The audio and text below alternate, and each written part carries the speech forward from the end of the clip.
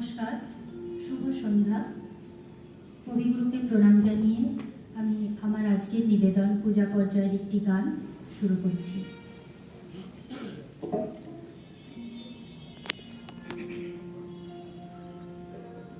বসে আছি